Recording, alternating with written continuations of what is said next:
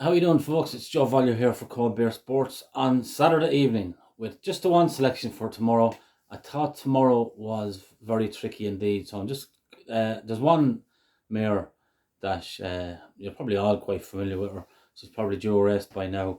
I'll get on to her now in a second, but just before I do, I'll touch on today my own tips on YouTube, and nothing really worked out. I done a double Collingham and Higher de Bursa. Higher de Bursa bolted up in Fakenham, but Collingham just wasn't good enough to reel back in the winner.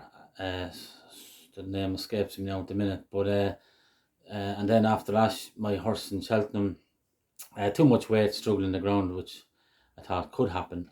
Some son of Hitness.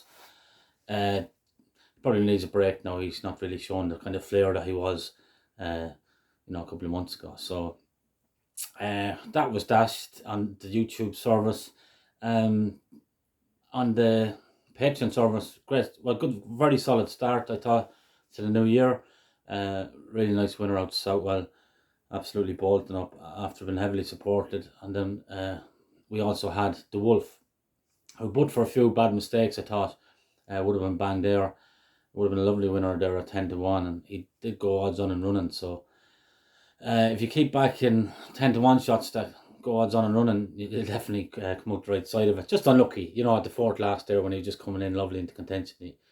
He made a bad mistake, and that kind of put him on the back foot. But my other two, the other selections, slightly disappointing, to be fair, but they'll probably be there on another day.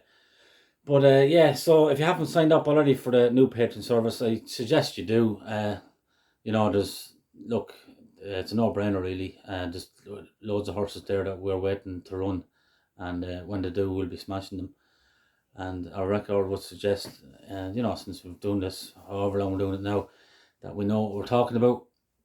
And there's no guessing, there's no codding, there's no gimmicks. It's just hard work, study, and waiting for the right horses to come. And when they do, we do be on. So anyway, moving on to tomorrow. Yeah, just the one for tomorrow. Jeremy's Flame should win the first at Naas. I know she's short enough, but I'm going to stick her in there as a 1-point win.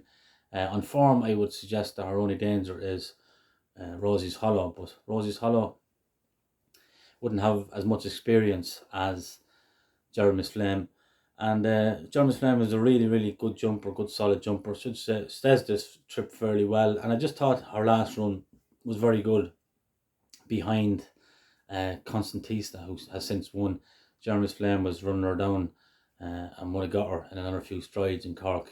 Even albeit it was Constantista's first run of the season, but still in all, Jeremy's Flame, as I said, is not. There's no real negatives for her tomorrow, I don't think. Keith Dunhu's riding very well. Gavin Cromwell's horses are running very well. She's been around track and trip before, so it's nothing new to her. And she jumps her fences very well, goes in soft ground. So she must have a great chance. She's in around 5-4, 6-4. 1-point win, and just afraid Rosie's Hollow is very talented.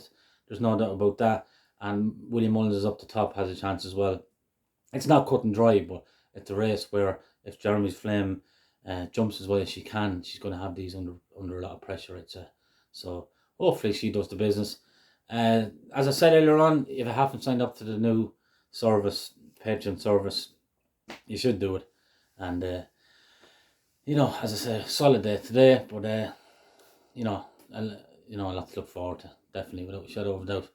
Anyway, Joe Value, thanks very much for following, and I will talk to you tomorrow. All the best. Cheers.